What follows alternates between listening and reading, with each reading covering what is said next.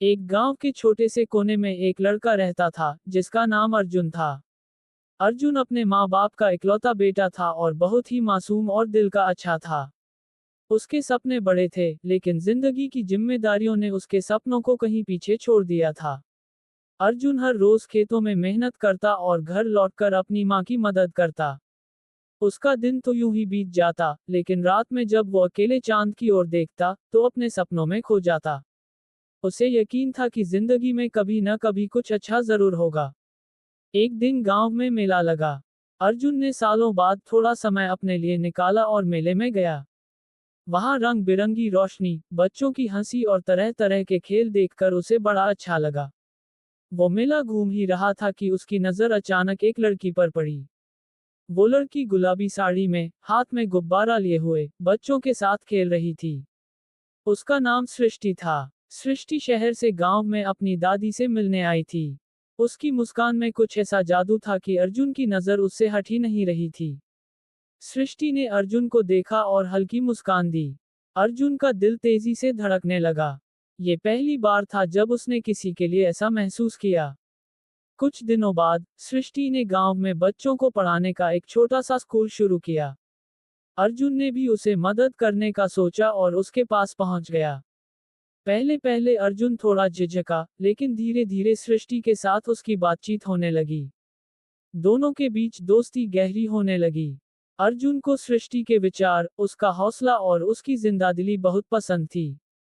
सृष्टि ने अर्जुन को सिखाया कि सपने देखना छोड़ना नहीं चाहिए। उसने अर्जुन से पूछा, तुम्हारा सपना क्या है? अर्जुन ने धीरे से कहा, मुझे अपनी खुद की जमीन पर खेती करनी है और गांव के लिए कुछ बड़ा करना है। सृष्टि ने उसकी आंखों में झांकते हुए कहा, तो फिर उसे पूरा करने से कौन रोक सकता है? उनके बीच का रिश्ता गहराने लगा। दोनों अक्सर गांव के पास वाली नदी के किनारे बैठकर बातें करते, सितारों को देखते और भविष्य के सपने सजाते। सृष्टि अर्जुन को हमेशा प्रेरित करती, और अर्जुन उसकी हर बात ध्यान से सुनता। एक दिन अर्जुन ने हिम्मत जुटाई और सृष्टि से अपने दिल की बात कह दी।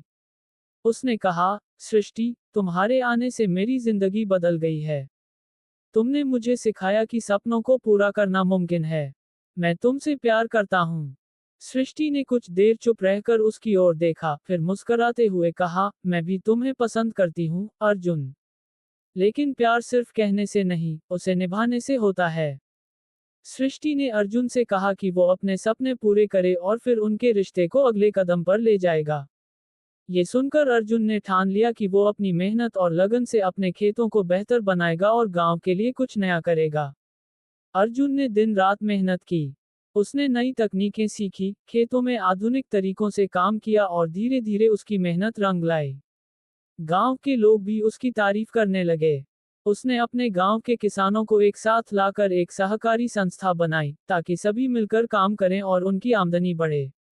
इस बीच सृष्टि ने भी अर्जुन का हर कदम पर साथ दिया। वो कभी उसकी मदद करती, कभी उसे प्रोत्साहित करती और कभी कभी उसे उसकी थकान के समय हंसाकर हल्का कर देती।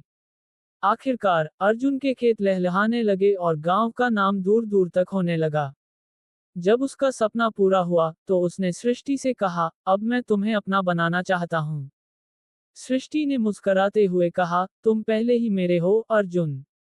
बस अब इस रिश्ते को नाम देने की देरी है। गांव में उनकी शादी धूमधाम से हुई। अर्जुन और सृष्टि ने मिलकर गांव को एक नया रूप दिया। उनकी कहानी ने ये सिखाया कि प्यार सिर्फ एक भावना नहीं, बल्कि एक प्रेरणा है, जो हमें अपने सपनों को पूरा करने और जिंदगी को खूबसूरत बनाने में मदद करती है।